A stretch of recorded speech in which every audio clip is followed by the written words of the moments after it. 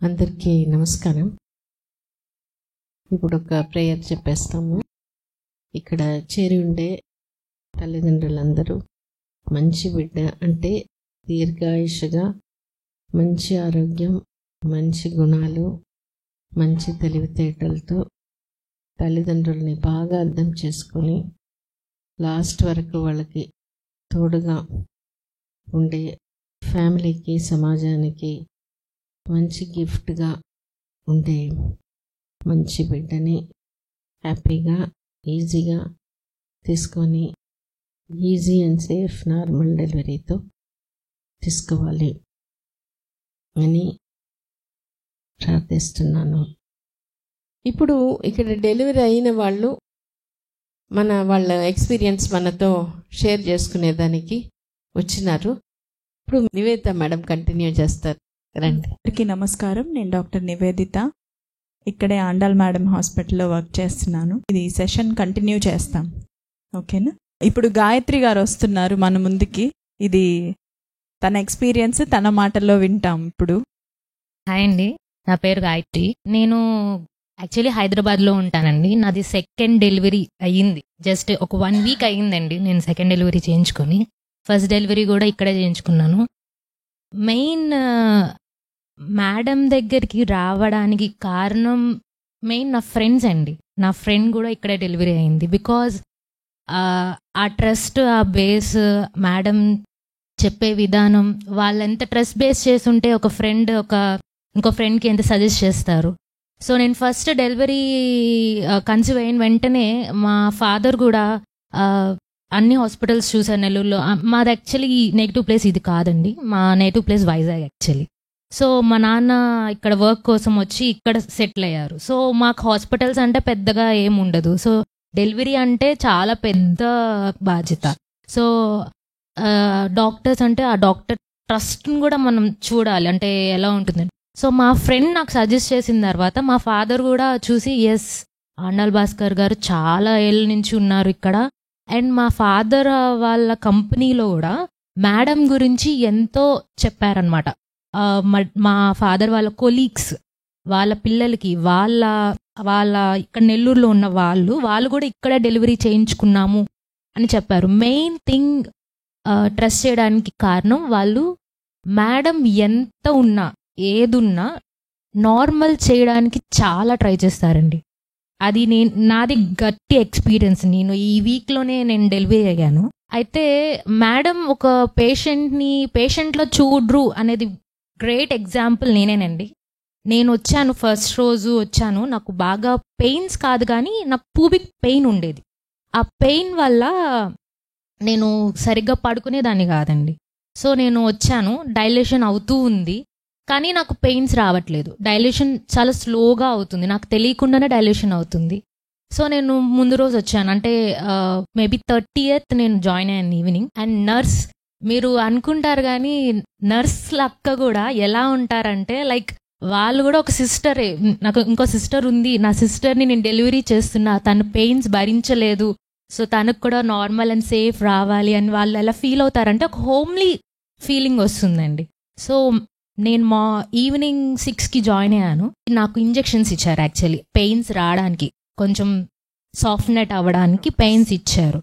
So దానివల్ల madam అసలు ఇలా ఒక ఏజ్ ఉన్న మనమే ఎంతసేపు పడుకుంటాం, నైట్ మధ్యలో లేస్తే ఎలాగాని. బట్ మేడం 7కి ఒకసారి, 12 o'clock ఒకసారి, 1 o'clock ఒకసారి, 5 o'clock ఒకసారి, మళ్ళీ నేను ఆపరేషన్ థియేటర్కి వెళ్తున్న ముందు అంటే 7 o'clock ఒకసారి ఆవిడ కంటిన్యూస్గా మాట్లాడుతున్నారు. అంటే పేషెంట్ని పేషెంట్గా చూడరు, యాజ్ ఏ ఫ్యామిలీ మెంబర్గానే చూస్తారు. అది నేను చాలా చెప్పాలి అని గట్టిగా అనుకున్నానండి. ఎందుకంటే నాకు పెయిన్స్ రాలేదు. మేడం కూడా అసలు ఎంతలాగా అంటే అంత బాగుంటుంది, నీకు మార్నింగ్ కల్లా పెయిన్స్ వస్తాయి, మార్నింగ్ కల్లా డెలివరీ అయిపోతుంది అని మేడం ఎలా అన్నారో ఎగ్జాక్ట్లీ నాకు 5 o'clockకి పెయిన్స్ వచ్చాయి. 5:30కి నాకు పెయిన్స్ కింద ఉమ్మనీరు పోయింది, మళ్ళీ పైకి వచ్చి ఉమ్మనీరు పోయింది. సరే మేడం, సాయితే మేడం అన్నారు ఇంకొంచెం టైం పడుతుంది, ఒక 1 hour 2 hours పడుతుంది అనుకున్నారు. బట్ పైకి వచ్చినా నాకు ఉమ్మనీరు ఫ్లో కంటిన్యూగానే ఉంది. ఫస్ట్ నైట్ ఎలా చెప్పారంటే ఐదర్ సిజరైనా అవ్వచ్చు. నా బేబీ కండిషన్ ఎలా అంటే 166 170 అని కొట్టుకుంటుంది హార్ట్ బీట్. ఆ టైంలో డాక్టర్స్ కూడా బేబీకి చాలా రిస్క్ ఫ్యాక్టర్ ఉంటుంది. సో నాకు సి సెక్షన్ చేయకుండా ఆ పెయిన్స్ రావడానికి వెంటనే మెడిసిన్స్ ఇచ్చి నన్ను కూల్ చేసి, ఆ తర్వాత పెయిన్స్ వచ్చి 5:30 నుంచి పెయిన్స్ వస్తే నేను 8 o'clock లోపలికి వెళ్ళానండి. 9:09కి పుట్టాడు బాబు. నాకు ఫస్ట్ పాప అండి. పాపకి అసలు నేను డెలివరీ ఎలా అయిందో నాకు తెలియదు. వచ్చాను, ఏదో స్కాన్ రాశారు, డైల్యూషన్ ఉందన్నారు, వెంటనే ఉమ్మనీరు పోయింది. వెంటనే ఒక 1 hourలో ఫస్ట్ లోపలికి వెళ్ళాము. మేడం బయటకు వచ్చి సిజేరియన్ చేయొచ్చేమో, బేబీ రావట్లేదు అన్నారు. కానీ వెంటనే ఒక 20 minutesలోనే నార్మల్ డెలివరీ అయింది, పాప పుట్టింది అని చెప్పారు. మా మదర్ అందరూ షాక్ అనమాట. సి సెక్షన్ అన్నారు కదా, మళ్ళీ ఏంటి నార్మల్ అయింది అని. అసలు ఎంత వచ్చినా తను నార్మల్ డెలివరీకే చాలా ఎక్కువ ప్రిఫరెన్స్ ఇస్తారు. బేబీ గురించి చెప్పాలి అంటే నిజంగా టాక్ టు బేబీ చాలా ఉపయోగపడుతుందండి. నా 2 బేబీస్కి నేను ఈ టైంలో ఈ డేట్లో పుట్టాలి అని చెప్పాను. ఆ టైంలో ఆ డేట్లోనే పుట్టారు. అది మా హస్బెండ్ కూడా చాలా షాక్ అయ్యారనమాట. ఏంటి కరెక్ట్గా నువ్వు ఏ టైం అనుకున్నావు ఆ టైంలోనే, ఏ డే అనుకున్నావు ఆ డేలోనే పుట్టాడంటే, అంటే అంత ఎఫెక్ట్ ఉంటుందండి టాక్ టు బేబీలో. ఖచ్చితంగా మనం చెప్పుకుంటే బేబీ ఖచ్చితంగా ఆ టైంకి వస్తుంది. మనకేమైనా ప్రాబ్లం ఉన్నా చెప్పుకుంటే, వద్దు ప్లీజ్ నాకు చాలా ఇబ్బందిగా ఉంది, కొంచెం కూల్ అవ్వు అంటే ఖచ్చితంగా బేబీ నెక్స్ట్ టైంకి అది కూల్ అయ్యి చాలా చక్కగా మనకి మళ్ళీ నార్మల్ స్టేజ్కి వస్తుందండి. అది చాలా హెల్ప్ఫుల్ అవుతుందండి. నాకు బాగా ఏంటంటే, నేను ఈ సెకండ్ డెలివరీకి 7 months నేను హైదరాబాద్లోనే ఉన్నానండి. 8th monthకి ఇక్కడికి వచ్చాను నేను. సో 8th monthకి వచ్చిన నా బేబీ, నేను ఫస్ట్ బేబీకి ఎలా కేర్ తీసుకున్నానో ఆ కేర్ అంతా నేను సెకండ్ బేబీకి కూడా తీసేసుకున్నాను, మేడం దగ్గరికి రాకపోయినా. సో ఇక్కడికి వచ్చిన తర్వాత బేబీ వెల్ కంఫర్టబుల్, అన్నీ బాగున్నాయి, అన్నీ చేశారు అని చెప్పారు. సో అది ఎలా అంటే అండి, ట్రస్ట్ ఉండాలండి. బేసికల్లీ మీరిచ్చే ట్రస్ట్, మీరు బాగా చెప్పడం వల్ల, మెయిన్ కొంతమందికి అవగాహన ఉండకపోవచ్చు దీని గురించి, బట్ మీరు ఆ డౌట్స్ క్లారిఫై చేయడం వల్ల పేషెంట్స్కి ఆ భయం పోతుందండి. ఫస్ట్ ఆఫ్ ఆల్ ఆ భయం పోవడం వల్ల ఇంకా చాలా హ్యాపీగా రిలాక్స్గా ఉంటారు. డెలివరీ కూడా చాలా హ్యాపీగా సేఫ్ అండ్ డెలివరీ అవుతుందండి. లిటరలీ చెప్పాలంటే నేను చాలా చాలా థ్యాంక్స్ చెప్పాలి నా సెకండ్ డెలివరీకి అయితే. నా ఫస్ట్ డెలివరీ అసలు నాకు అనుకోకుండానే అయిపోయింది. సెకండ్ డెలివరీ పెయిన్స్ వచ్చాయి, పుష్ చేశాను. అసలు అట్ లాస్ట్ నేను నైట్ అయితే నేను అనుకున్నా, ఓకే నెక్స్ట్ ఇంక సి సెక్షనే, ఇంకా ఖచ్చితంగా చేస్తారేమో అంటే. నర్స్ అక్కలు కూడా అలా ప్రిపేర్ చేశారండి పాపం. నార్మల్ అవ్వాలనే కోరుకుంటున్నాం కానీ చెప్పలేము అని చెప్పారు. బట్ ఎట్ లాస్ట్కి నార్మలే అయిందండి. అంటే అంతలాగా స్టాఫ్ కూడా they prefer to normal delivery only. C సెక్షన్కి అసలు ఎవరు ప్రిఫర్ చేయరండి ఎక్కడైనా. అంటే ఇక్కడ స్టాఫ్ కూడా, మేడమ్స్ కూడా, శాంత మేడం కూడా, విజయలక్ష్మి మేడం కూడా అందరూ చాలా బాగా చెప్తారండి. మీరు బాగా ఉండండి, బాగా తినండి, ఇలా మాట్లాడండి, ఇలాగా అల్లరి చేయకుండా. నా కూతురు నిజంగా అండి, నేను పొట్టులో ఉన్నప్పుడు అల్లరి చేయకు, ఏం చేయకు అంటే లిటరల్లీ అది కూడా. నా కూతురికి 16 months అండి. పెద్ద డిఫరెన్స్ ఏం లేదు బేబీకి. బట్ నేను ఎలా ఫీల్ అయ్యానంటే, బేబీ 16 months కదా, బేబీ ఎలా తీసుకుంటుంది, చాలా దూరం అయిపోతుంది, చాలా బెంగ పెట్టుకుంటుంది. లిటరల్లీ నేను నా ప్రెగ్నెన్సీ టైంలో చెప్పుకున్నాను, ఎక్కడున్నా సేఫ్గా ఉండాలి, ఎవరితోనైనా కలిసిపోవాలి. లిటరల్లీ ఇప్పుడు నేను డెలివరీ అయిన తర్వాత కూడా మా పాప నా దగ్గరికి రావడం తక్కువైనా వస్తుంది, గుర్తొస్తుంది. బట్ వాళ్ళ అమ్మమ్మ అందరితో ఎవరితో ఉంటే వాళ్ళతో అడ్జస్ట్ అయిపోయి ఉంటుందండి. అది చాలా ఆశ్చర్యంగా ఉంది నాకు నిజంగా. ఒక 16 months బేబీ అమ్మ దగ్గర రాకుండా ఎవరితో ఉంటే వాళ్ళతో అడ్జస్ట్ అయిపోయి ఉండడం చాలా ఆశ్చర్యంగా. అది ఖచ్చితంగా because of talk to baby అండి. And moreover baby talk to baby చేస్తే అది చాలా బెనిఫిట్ కూడా ఉంటుందండి. మనకి లోపల మూమెంట్స్ తెలుస్తాయి. మూమెంట్స్ తెలియడం వల్ల మనకి ఓకే మన బేబీ చేస్తున్నారు, మన బేబీ మన మాట వింటున్నారు, మనం ఏదైనా సాంగ్ పెట్టినా దానికి రెస్పాన్స్ ఇస్తున్నారు. సో అలాగా చాలా హ్యాపీగా కూడా అనిపిస్తుంది అండి. సో కంపల్సరీ ఇక్కడ ఉన్న ప్రతి వాళ్ళు మేడం చెప్పేటట్టుగా టాక్ టు బేబీ చేయడం, మెడిటేషన్ చేయడం, యోగా చేయడం, ఎక్సర్సైజ్ చేయడం, అవన్నీ చేస్తే మీకే చాలా సేఫ్ అండ్ నార్మల్ అవుతుంది. అది వాళ్ళు చెప్పేది ఖచ్చితంగా నార్మల్ అవ్వడానికే, అది మనం ఖచ్చితంగా పాటిస్తే ఖచ్చితంగా నార్మలే అవుతుంది. అసలు సి సెక్షన్ పనే లేదు. నేను పర్సనల్గా చెప్పాలంటే మేడం, ఇక్కడికి రావడం, సెకండ్ డెలివరీకి ఇక్కడికి రావాలని అనుకోలేదు. ఎందుకంటే ఫస్ట్ బేబీ ఎలా హ్యాండిల్ చేయాలి, హైదరాబాద్లోనే చేసుకోవచ్చు కదా, ఏముంది అని అనుకున్నా. బట్ మా హస్బెండ్ అన్నాడు, ఎందుకు వెళ్ళాలి అంటే ఇక్కడే ఉండొచ్చు కదా, దూరం అవుతుంది అని. బట్ ఒకసారి నాకు గ్యాస్ట్రిక్ ట్రబుల్ వచ్చింది, ఏదో 7th month. So he trusted that, వద్దు నువ్వు ఇక్కడ వద్దు, నువ్వు ఆండాల్ భాస్కర్ మేడం దగ్గరికి వెళ్ళు, ఆవిడ దగ్గరికి వెళ్తేనే నువ్వు సేఫ్ అండ్ నార్మల్ డెలివరీ, నీకు నచ్చినట్టుగా నార్మల్ డెలివరీ అవుతుంది. సో నేను 7th month వచ్చాను. అండ్ హీ ఆల్సో ఎంత సపోర్ట్ అంటే, మేడం చెప్పినట్టు ఖచ్చితంగా అవుతుందని హీ బిలీవ్ యాక్చువల్లీ. సో అందుకే ఖచ్చితంగా మేడం చెప్పినట్టే నేను వచ్చాను. 8th month వచ్చాను. 8th month వచ్చిన చూడండి ఎంత నార్మల్ డెలివరీ అయిందో. ఎగ్జాంపుల్ నేనేనండి, అది చాలా ట్రస్ట్ ఉంటుంది. స్టాఫ్ కూడా లైక్ మదర్స్ లాగే చూసుకుంటారు, ఐదర్ డాక్టర్స్ అయినా నర్స్ అయినా ఎవరైనా. సో లిటరల్లీ ఇది ఒక సెకండ్ మదర్ ఫ్యామిలీ అనుకోవాలి అంతే, ఖచ్చితంగా. ఇది ఒక ఇంపార్టెంట్ థింగ్ ఇక్కడ చెప్పాలి ఏంటంటే, తనకి రెగ్యులర్గా హార్ట్ బీట్ పైకి వెళ్ళలేదు, అంటే 160s 170s అనేది రెగ్యులర్గా రాలేదు. It became normal. అంటే సిటీజీ మనం మానిటర్ చేసినప్పుడు 20 minutes ఆర్ 15 minutes మనం హార్ట్ బీట్ చూసినప్పుడు బేస్ లైన్ నార్మల్గానే మెయింటైన్ అవుతూ వచ్చింది. అప్పుడప్పుడు అంటే 5 minutes ఆర్ 10 minutes వన్స్ మాత్రమే అది కొంచెం పైకి వెళ్ళింది హార్ట్ బీట్, మళ్ళీ వెంటనే డ్రాప్ అవ్వడం, నార్మల్గా మెయింటైన్ అవ్వడం జరిగింది. And one more thing, baby మనకి బాగా హెల్ప్ చేసింది కాబట్టే నార్మల్ డెలివరీకి తనకి. అవునండి, షూర్. ఇది ఒకవేళ గనక అది అట్లనే మెయింటైన్ అయ్యుండుంటే, అంటే 170s మెయింటైన్ అయ్యుండుంటే మనకి ఇంకా వేరే ఆప్షన్ అనేది ఉండుండేది కాదు. డెఫినెట్గా మనం సెక్షన్కే పోవాల్సి వచ్చేది. ఆ టైంలో మీరు బేబీకి ఏం చెప్పారు? నేను నా బేబీకి ఎస్ కామ్ డౌన్, నువ్వు బయటకు వద్దాం అనుకుంటున్నావు, ఎస్ కామ్ డౌన్, బట్ కొంచెం కామ్ డౌన్ అయితే ఈజీగా బయటకు వస్తావు.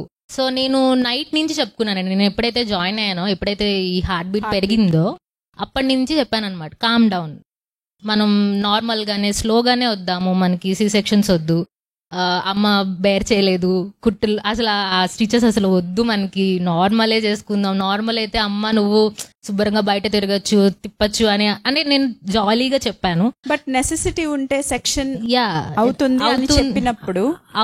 అవుతున్నప్పుడు నేను అనుకున్నానండి సి సెక్షన్ ఓకే.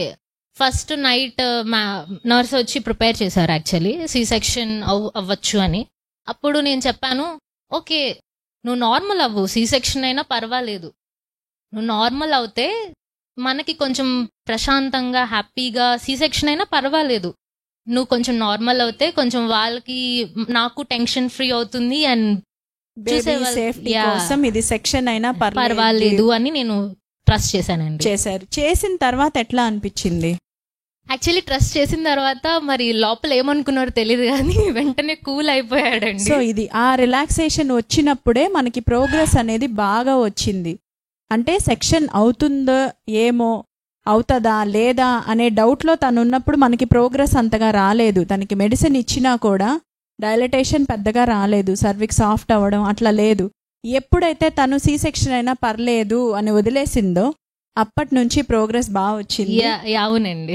యాక్చువల్లీ నాకు ఒక డౌట్ ఉండేదండి. యాక్చువల్లీ నాకు పూబిక్ పెయిన్ చాలా హెవీగా ఉండేది. సో దానివల్ల బయటికి వచ్చేస్తాదేమో అనే ఫీలింగ్ ఉండేది. అప్పుడు మేడం నువ్వు దేనికి భయపడుతున్నావు అంటే, నాకు ఈ పూబిక్ పెయిన్ ఉందండి, సో దానివల్ల నేను పుష్ చేయగలను లేదా బేబీ బయటకి ఆటోమేటిక్గా వచ్చేస్తుందా, పెయిన్స్ హెవీగా వస్తాయా అని చెప్పి అలా అనుకుంటే మేడం నాకు క్లియర్ చేసింది ఏంటంటే, ఫస్ట్ నేను ఒక 3-4 days ముందు మళ్ళీ పూబిక్ పెయిన్ కోసం వచ్చాను. అప్పుడు నాకు ఇలాగా ఎనీమియా ఇచ్చారండి. ఎనీమియా ఇచ్చడం వల్ల నాకు ఆ పూబిక్ పెయిన్ తగ్గిపోయింది. సో మేడం అన్నారు, డోంట్ వరీ, నీకు లాస్ట్ టైం తగ్గిపోయింది కదా, సో ఇప్పుడు కూడా డెలివరీ కోసమే అది నొప్పి అంతే, దట్స్ నాట్ ఏ మ్యాటర్. నీకు బేబీ వచ్చేస్తుందని నీకు అది అనిపిస్తున్నా, అదేం పెద్ద మ్యాటర్ కాదు, అది అయిపోయాక నీకు తగ్గిపోతుంది, సో భయపడకు, అది ఏదో పెద్ద ఇష్యూగా చూడకు అని చెప్పారు. ఆ క్లియరెన్స్ చాలా ముఖ్యమండి. డాక్టర్కి ఒక పేషెంట్కి ఉన్నది. ఆ క్లియరెన్స్ వస్తే మనకి చాలా సేఫ్గా అనిపిస్తుంది. పైగా పక్క నుండి ఎవరైనా చెప్తూ ఉంటే ఏం కాదమ్మా ఇది అయిపోతుంది, చాలా ఈజీగా అయిపోతుంది అని చెప్తే ఇంకా ఈజీగా అనిపిస్తుందండి. సో అది చాలా ముఖ్యం. నేను అది చాలా బాగా ఫేస్ చేశాను. ఇక్కడ ఎట్లా ఉండింది డెలివరీకి వచ్చిన తర్వాత? డెలివరీకి వచ్చాక అదే చెప్తున్నాను కదండి, యాజ్ అ నర్స్ అయినా, నర్స్ అక్కలైనా, ఎవరైనా అందరూ లైక్ పేషెంట్ లా చూడరండి, యాక్చువల్లీ ఫ్యామిలీగా చూస్తారు.